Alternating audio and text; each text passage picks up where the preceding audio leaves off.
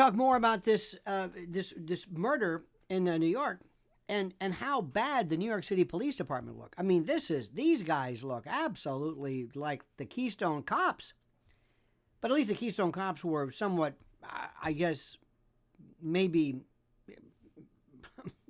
what's the word? Entertaining. But this incredible case, this heretofore insoluble assassination of Brian Thompson, there's so many things I can talk to you about, which I think are so fantastic and so incredible. First of all, is this ghoulishness. Look, let me explain something to you. I understand that yes, there is a popular theme that we have heard in the past regarding people in what am I trying to say? Insurance agencies. I think there was that Denzel Washington movie where somebody came and was going to kill the person because their daughter or son or somebody was denied coverage. I understand it. Yeah. I get that. But this is ridiculous. This Brian Thompson, this executive, shot in. I mean, this was in one of the worst. Well, it was effective. This execution, assassination with this strange kind of a 9mm. It's weird with a suppressor on it, and it reveals this chilling, this horrible confluence, dare I say, that is being spurred yet again by the social media horrors. That's the part which I find fascinating. This goes to show you mobocracy, ochlocracy, mob psychology, Gustave Le Bon, these echo chamber scrums, as news of this calculating, specific, targeted killing spread. The public's reaction was from, of course, apathy to outright elation and celebration. And this, if ever you needed a stark example, this is Gustave Le Bon. This is it exactly. Read his book. Just listen to it. The seminal book, The Crowd, a study of the popular mind. This is my Bible. And the reaction of this playing across social media platforms underscores and reinforces the fact that we have these dehumanizing effects of crowd dynamics. It's almost like somebody yelling jump off of a ledge.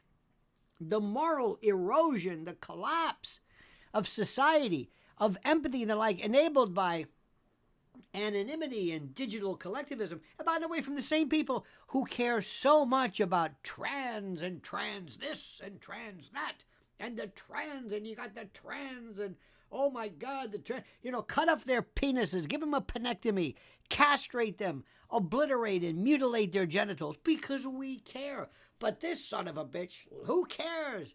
I don't understand why. I mean, this has become this symbolic rallying point for collective anger, this scrum against what? The healthcare industry?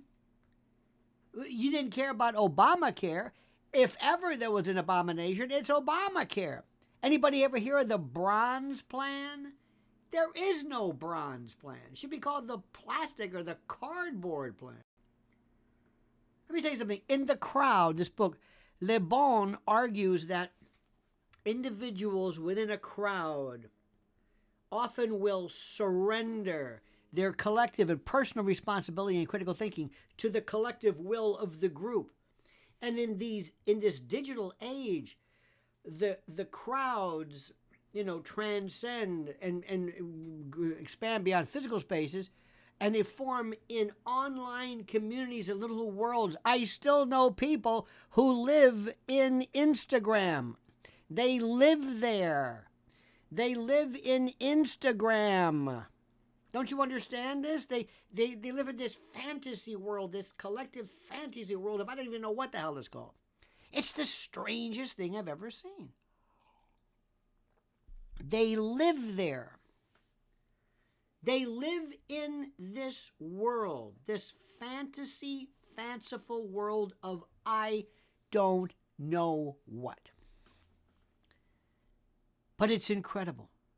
Social media have become the perfect incubator for what Le Bon called contagion. This is the phenomenon where emotions spread rapidly and it all kind of overrides individual judgment. Did you know that on Reddit, in the medicine forum, there was a thread that was discussing Thompson's death, and it was inundated with comments mocking him, laughing him, excoriating, chortling, cachinnating over him and his company. And there was a satirical denial letter, in quotes, of course, from a purported nurse mimicking UnitedHealthcare's alleged practices, gaining hundreds of upvotes before moderators shut the thread down. Now, I don't know if that is necessarily warranted. I believe there's a free speech component, though ghoulish. And the letter epitomized the crowd's transformation of a complex issue. Healthcare access. That was it. In a very simple, base, simplistic narrative of karmic retribution. As one commentator wrote, we understand that you were actively bleeding out, but this does not exempt you from exploring lower cost care pathways. This is strange. Add to it the mix of the following, and this is important. This is one of the worst police investigations ever. It's incredible. He could be, he was walking around. He was here for 10 days on a bike, staying at a hostel. And everybody says, oh, he's the worst hitman. What do you mean he's the worst hitman? He's one of the best. He won. What do you think about this? Answer and comment as you see fit.